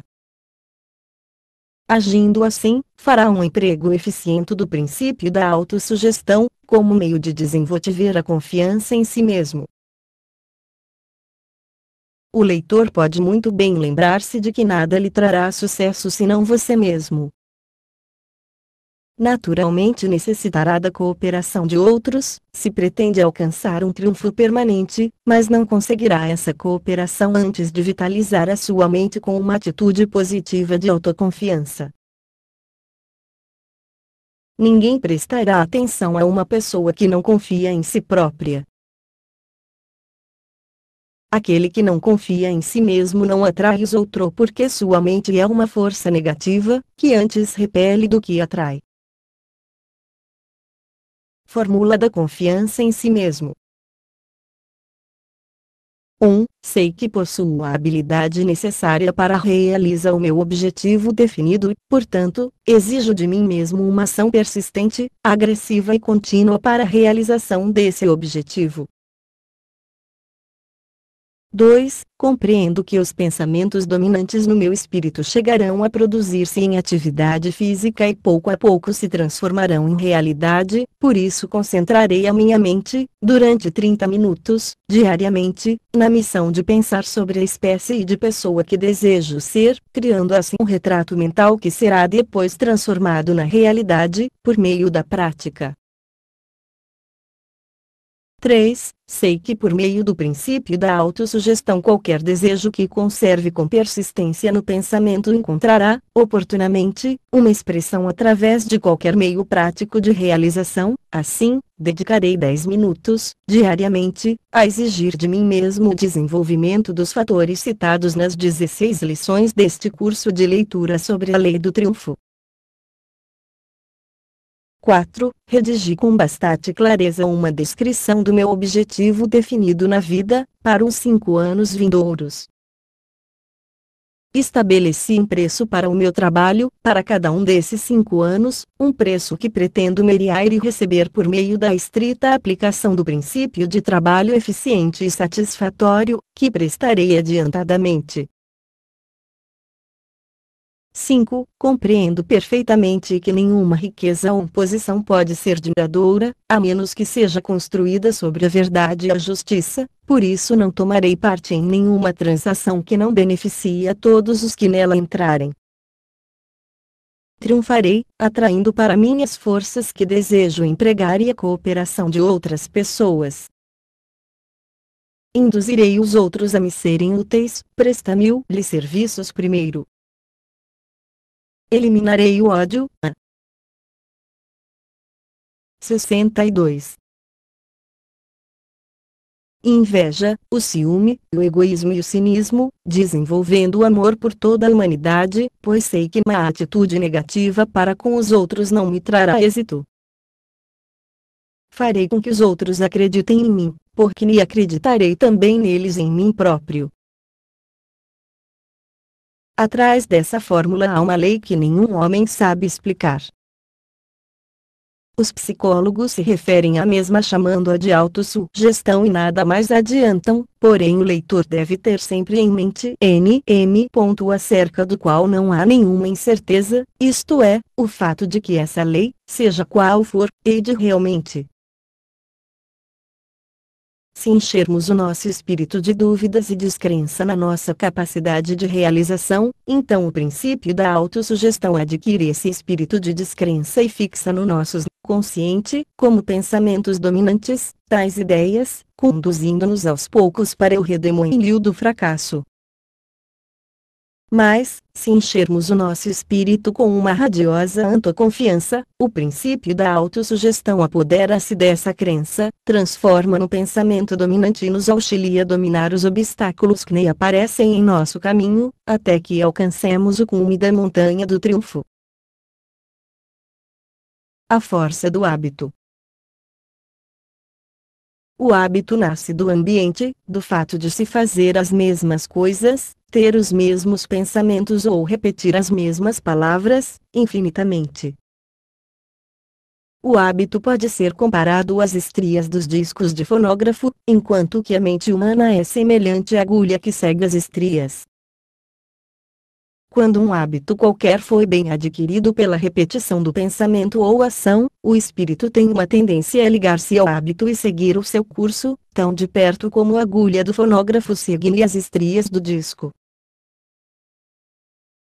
Cria-se o hábito dirigindo repetidamente um ou todos os 5 sentidos, visão, olfato, tato, gosto e audição, em determinado sentido. É por meio desse princípio de repetição que se forma o hábito. É com trema, por meio do mesmo princípio que o desejo de bebidas alcoólicas se transforma em hábito. Depois de estar bem estabelecido, o hábito controlará e dirigirá automaticamente as atividades do nosso corpo. E o pensamento pode ser transformado num poderoso fator para o desenvolvimento da autoconfiança. O pensamento é o seguinte: voluntariamente, e pela força, se necessário, dirijamos os nossos esforços e pensamentos ao longo de uma desejada linha, até que tenhamos estabelecido o hábito que se apoderará de nós e continuará a dirigir todos os nossos esforços, voluntariamente, de acordo com a linha traçados. O objetivo que se tem em mira, redigindo e repetindo a fórmula de autoconfiança, é formar o hábito de acreditar em si mesmo, tornando o pensamento dominante da nossa mente, até que esse pensamento se tenha firmado completamente no subconsciente. Aprendemos a escrever dirigindo repetidamente os músculos do braço e da mão, até conseguirmos traçar certas linhas conhecidas por letras. Finalmente, chegamos a escrever com facilidade e rapidez, pois escrever tornou-se para nós um hábito. 63. O princípio do hábito se apodera das faculdades mentais, da mesma maneira que nem influencia os músculos do corpo, o que se poderá provar facilmente e aprendendo e aplicando a lição sobre como-se em si mesmo. Qualquer coisa que o leitor repita a si mesmo, várias vezes, ou qualquer desejo que estabeleça profundamente na sua mente pela declaração repetida, procurará finalmente expressar-se por raio de esforços físicos, francamente tenores. O princípio do hábito é a verdadeira base sobre a qual repousa esta lição, e se o leitor compreender e seguir as direções aqui traçadas, em breve saberá mais sobre a lei desse hábito do que poderia aprender através de 1000 lições iguais. A mente humana está constantemente desabrochando, como as pétalas de uma flor, até chegar ao seu máximo de desenvolvimento. Qual é esse máximo? Onde termina? Se termina ou não, são coisas que ainda permanecem sem resposta, mas o grau de desdobramento parece variar com a natureza do indivíduo e o grau de trabalho mental. Uma mente que é orçada pelamentos analíticos, diariamente, parece conservar-se sempre em desenvolvimento, e adquirir também maior poder de compreensão. Quando o pensamento prevalece, o poder pode ser encontrado. Se o leitor deseja alcançar mais, certifique-se primeiro de que exige mais de si próprio, e observe que tal exigência uma pessoa só pode fazer de si mesma. Venha a propósito citar um poema muito conhecido, cujo autor expressou uma grande verdade. O leitor não encontrará nenhum inconveniente em aprender de cor esse poema e empregá-lo como uma parte do seu material. Para o desenvolvimento da autoconfiança, há sempre em nós algo de sutil que, sendo despertado por uma influência externa apropriada, nos conduzirá ao auge das realizações, de uma maneira que nunca sonhamos. Assim como um grande violinista pode pegar no seu instrumento e fazê-lo produzir a mais bela e arrebatadora música, assim também uma influência exterior pode penetrar na nossa mente, levar-nos avante, num determinado campo de atividade, executar assim a gloriosa sinfonia do êxito. Pessoa alguma pode conhecer as forças ocultas que vivem dentro de si. Se pensais em ser vencidos sereis, se pensais que não ousais não ousareis, se quereis vencer mas desanimais, provavelmente não vencereis. Se pensais em perder perdereis, pois é coisa sabida que o triunfo começa com um simples desejo num mero estado de espírito. Se pensais que sois párias sereis, é preciso pensar em elevar-se para tal conseguir. Libra, preciso estar certo de si mesmo para um prêmio poder alcançar. A batalha da vida nem sempre é vencida pelo mais forte ou o mais ágil. Tarde ou cedo aquele que vence é o que pensa que pode vencer. Parece estranho, mas é uma verdade, que os pontos mais decisivos da vida apareçam muitas vezes nos momentos mais inesperados e da maneira mais diversa. Narrarei aqui um exemplo típico de como algumas dessas experiências que parecem insignificantes têm muitas vezes uma importância capital na nossa vida. O caso que vou narrar demonstra também que um homem pode chegar a grandes realizações, quando tem compreensão. 64. Plena do valor da confiança em si mesmo. O incidente a que me refiro teve lugar em Chicago, quando lá estive, realizando análises de caráter. Um dia, apresentou-se no meu escritório um maltrapilho que me pediu uma entrevista. Ergui os olhos do trabalho, e ele falou sem demora. Vim ver aquele que escreveu este livro. E tirou do bolso um livrinho intitulado Autoconfiança, que eu escrevera há vários anos. Foi de certo a mão da providência que pôs no meu bolso este livro, ontem à noite, prosseguiu o homem, quando eu já estava disposto a abandonar a vida, atirando-me no lago Michigan. Já havia chegado à conclusão de que nada mais tinha a esperar da vida, dos homens, ou até mesmo de Deus. Esse livro, porém, me deu uma nova maneira de pensar, despertou a coragem e confiança que me sustentaram durante a noite. Compreendi que se pudesse falar com o autor, ele poderia ajudar-me. Agora eis-me aqui, gostaria de saber o que poderia fazer por um homem como eu. Enquanto ele falava, estudei-o da cabeça aos pés e confesso que fiquei desolado, pois não acreditei que fosse possível fazer coisa alguma por ele. Mas não queria dizer-lhe isso. Aquele homem tinha os olhos embaçados, as rugas do desânimo sulcavam-lhe a fisionomia. A posição do corpo, a barba de 10 dias, a maneira nervosa de expressar-se, tudo nele indicava o indivíduo desesperado. Contudo, pedi-lhe que se sentasse e me contasse a sua história. Disse-lhe que fosse absolutamente franco, e me dissesse, sem nada omitir, as causas que nele havia me levado àquela situação. Prometi-lhe que depois de ouvir tudo, dir-lhe se era possível prestar-lhe alguma assistência. O homem narrou a sua história, com todos os detalhes. Os fatos podem ser resumidos da seguinte maneira.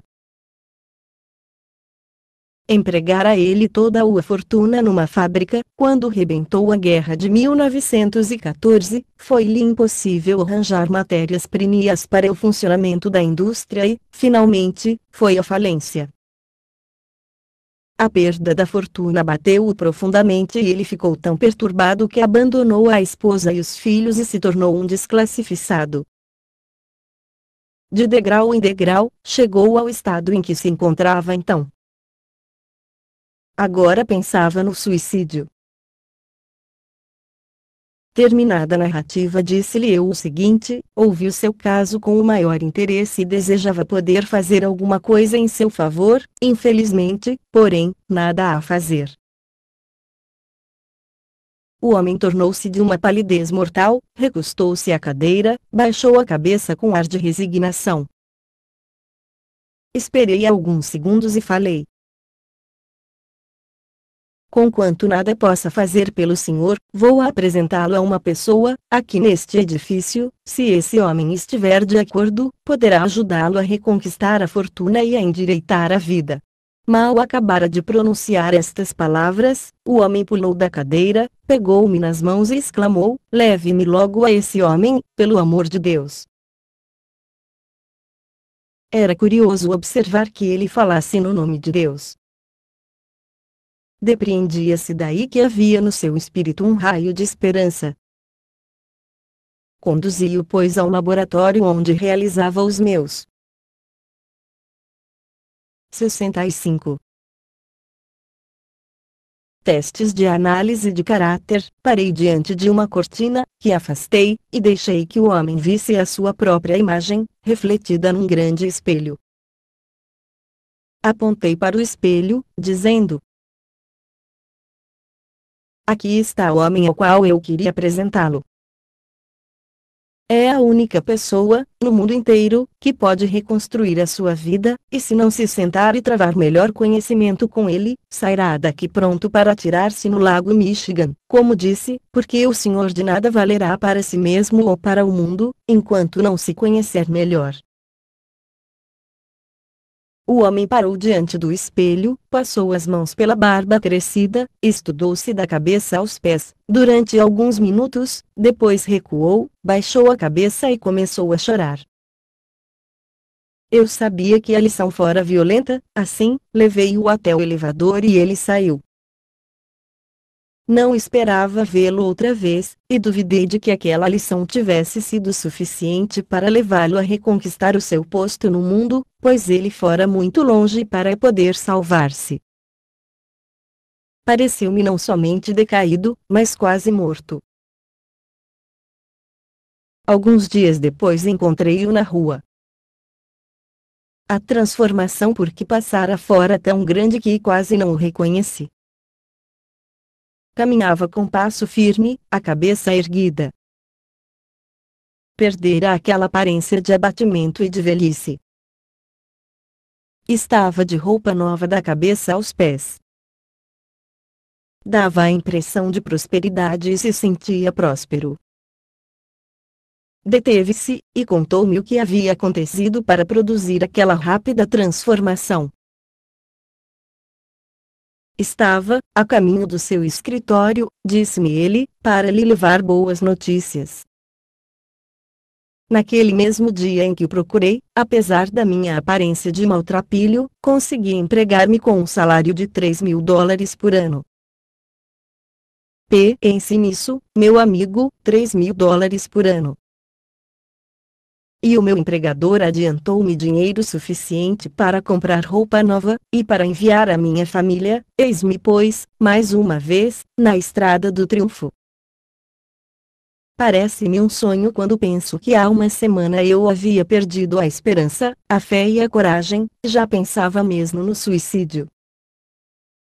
Ia dizer-lhe que um dia desses, quando menos esperar, irei fazer-lhe uma visita, já como triunfador. Levarei comigo um cheque assinado, com a quantia em branco, e o senhor poderá então escrever a quantia que desejar, pois salvou-me apresentando-me a mim mesmo, apresentou-me a um eu que nunca tivera ocasião de ver. Mostrou-me o meu verdadeiro eu.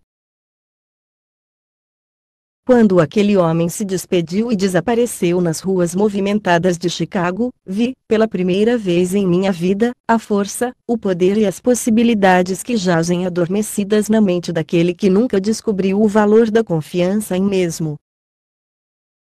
Concluí então que poderia também ficar defronte daquele espelho, e aponta R com um dedo acusador para mim mesmo, por não ter descoberto a lição que ministrara outro. O livro que o leitor tem agora em mão é uma evidência de que o meu objetivo principal está sendo levado a efeito.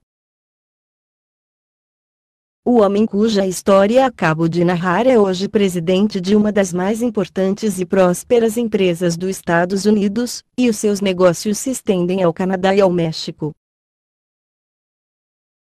Pouco depois desse incidente que acabo de narrar, entrou no meu escritório uma mulher, solicitando uma análise pessoal.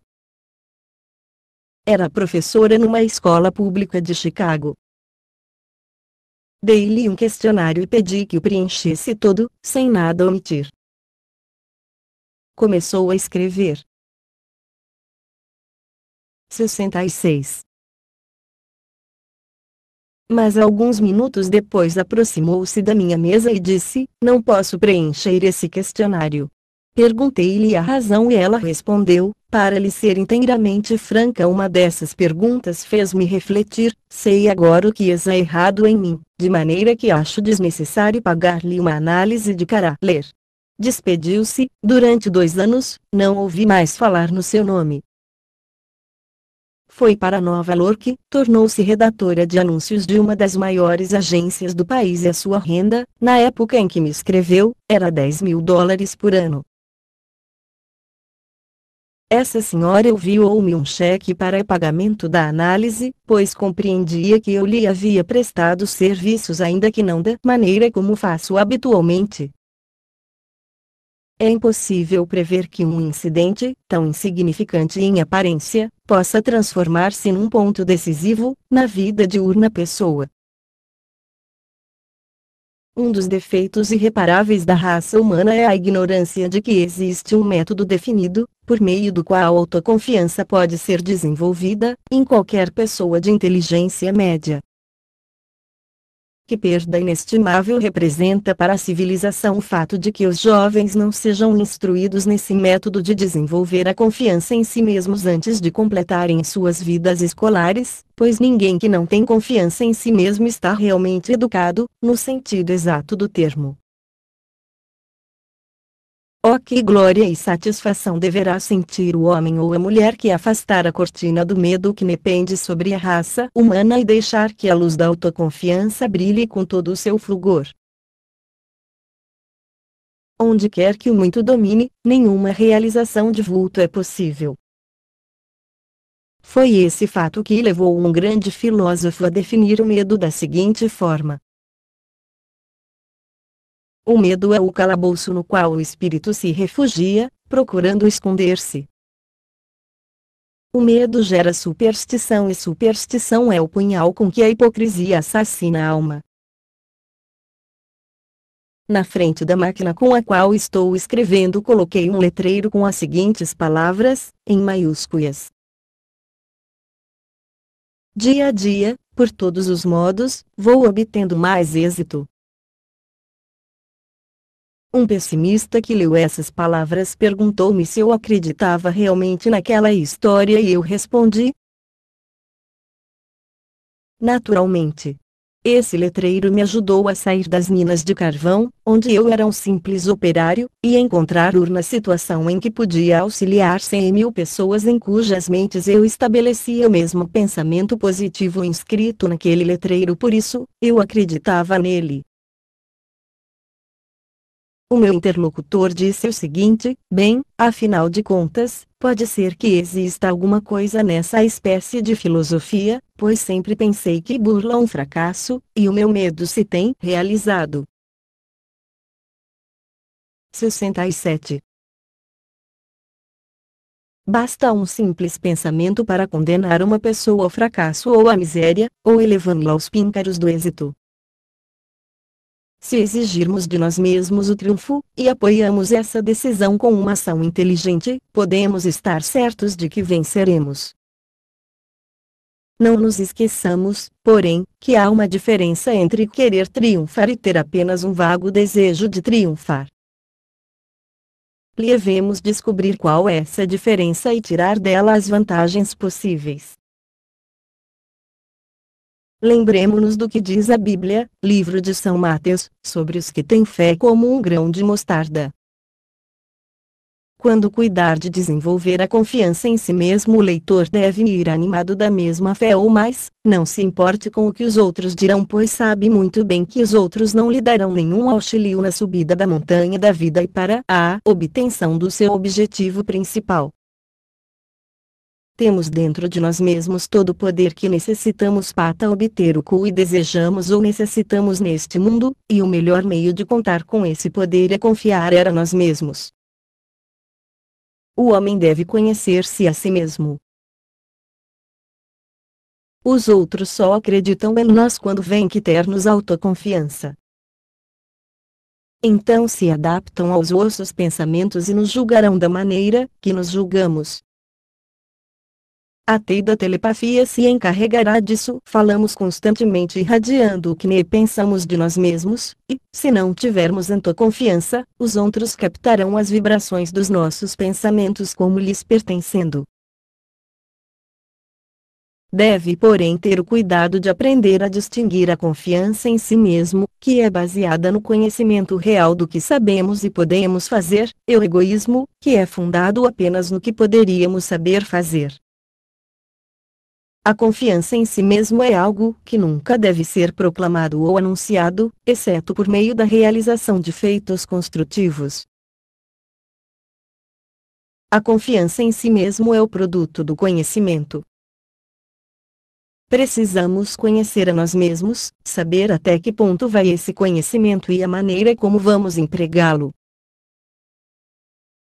Creiamos em nós mesmos, mas não digamos ao mundo o que podemos fazer. O que é preciso é demonstrá-lo. O supremo mistério do universo é a vida. Vimos para aqui sem o nosso consentimento, de onde não sabemos. Partimos sem o nosso consentimento, para onde não sabemos. Vivemos eternamente procurando soluções para o grande enigma da vida e, para que propósito, com que fim? Que fomos postos na Terra por uma razão definida, é o que nenhum pensador põe mais em dúvida. Não será possível que o poder que nos colocou na Terra saiba o que fazer conosco, quando ultrapassamos a grande divisa? Não seria de bom aviso confiar em que o Criador que nos pôs na Terra deve ter bastante inteligência para saber o que fazer conosco, depois da nossa morte, ou devemos desenvolver a inteligência e a habilidade necessária para controlar a vida futura à nossa vontade? Não será possível que possamos cooperar com o Criador de maneira inteligente, procurando seguir uma justa norma de conduta na Terra, ajudando-nos uns aos outros e fazendo todo o bem possível durante a vida, entregando o futuro àquele que provavelmente sabe melhor que nós o que nos convém? 68. Descontentamento. O desenho que ilustra esta parte contém uma verdadeira lição. Do nascimento até a morte, o espírito está sempre desejando o que não possui. A criança, sentada no chão com os seus brinquedos, se vê outra criança com um brinquedo novo, procura imediatamente tomá-lo. As meninas acreditam que os trajes de senhoras lhes ficam muito bem, e procuram imitá-los. Os meninos já crescidos, quando veem um homem que é proprietário de ferrovias, bancos ou casas de negócio, dizem consigo mesmos, que felizardo! Como poderei tomar-lhe tudo isso? F. W. Woolworth, o proprietário das lojas americanas, uma vez, do alto do edifício metropolitano, em Nova York, exclamou: que maravilha! Construirei o mais alto. A grande realização da sua vida foi o Woolworth Building. Esse edifício permanece como um símbolo atual da tendência do homem para suplantar o trabalho de ser outro homem. O pequeno jornaleiro, de boca aberta, contempla e inveja o comerciante quando salta do automóvel na esquina, e entra no escritório. Como eu seria feliz, diz o menino, se tivesse um automóvel. E o comerciante, sentado diante da sua secretária, no escritório, pensa na felicidade que teria se pudesse acrescentar mais $1 milhão à sua conta corrente no banco, já tão grande. A grama é sempre mais gostosa do outro lado da cerca, diz o burrico, enquanto espicha o pescoço para ver se consegue alcançá-la. Ponha-se um grupo de meninos num pomar de maíras, e todos eles abandonarão as deliciosas maçãs caídas no chão, procurando de preferência o fruto que se encontrar no galho mais alto da árvore, sobem na macieira, enfrentando todo o perigo, quando poderiam comer maçãs melhores, sem tanto trabalho. O homem casado admira mulheres bonitas e bem vestidas que passara nas ruas, e desejaria que sua esposa fosse tão bela. Talvez esta seja muito mais bonita, mas ele não lhe reconhece a beleza, porque o homem tem sempre tendência para penetrar na seara alheia. A felicidade está sempre nos rondando, está sempre à vista, mas fora do alcance. A agudo vida nunca é completa, seja o que for que se possua ou possa possuir. Uma necessidade sempre traz outra. Por exemplo, uma senhora compra um belo chapéu. Precisa de um vestido para combinar. O vestido, por sua vez, exige sapatos novos, luvas e outros acessórios, somando tudo isso uma quantia que está muito além dos meios do marido. 69. O homem suspira por um lar, uma pequena casa de campo, na orla de um bosque. Manda construí-la, mas ela não está completa, precisa de um jardim, de um pomar e de uma alameda ensaibrada. Mas tudo isso exige ainda um automóvel com a respectiva garagem. Todos esses pequenos retoques foram acrescentados, mas não basta. A casa é pequena demais, é preciso uma maior, com mais quartos. O EP Ford precisa ceder o lugar a um sedã Cadillac, a fim de que haja lugar bastante para levar amigos a jogar tênis ou a fazer excursões pelo campo. E assim até o infinito. Por fim, o homem se desilude e começa a compreender que a felicidade e o contentamento não existem neste mundo. Começa então a buscar a palavra onde passe que lhe abrirá a porta de um mundo desconhecido. Por certo, deve haver felicidade no outro lado da grande divisa. No seu desespero, o coração já fatigado se volta todo para a religião, busca de esperança e coragem. Mas, as dificuldades não acabaram, estão apenas começando.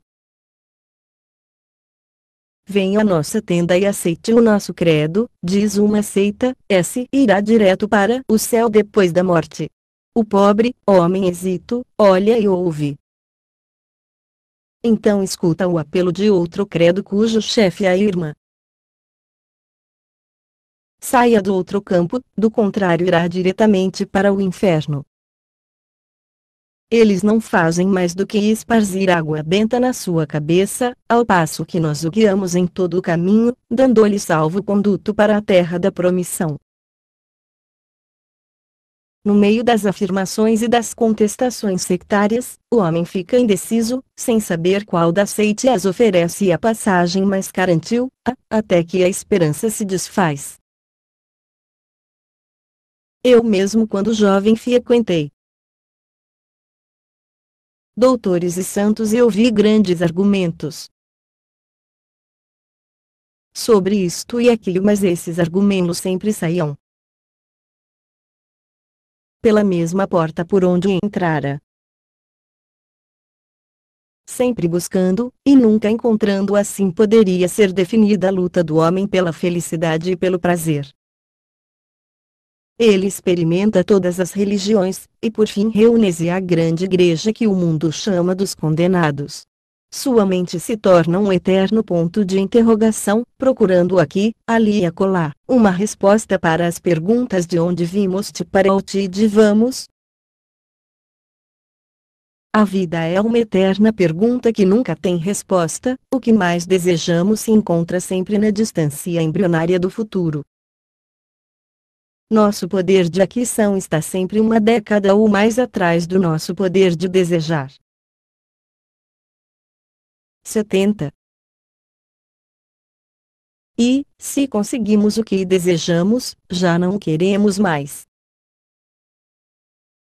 Feliz é a mulher moça que compreende essa grande verdade e conserva o homem que ama sempre imaginando, sempre na defensiva, com medo de perdê-la. Nosso autor favorito é um herói e um gênio até o dia em que o encontramos e descobrimos a triste verdade que, afinal de contas, ele é apenas um homem. Quantas vezes devemos aprender esta lição? Os homens deixam de nos interessar quando descobrimos as suas limitações.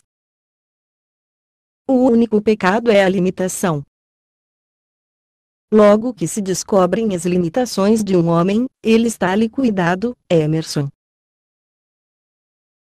Como são bonitas as montanhas à distância.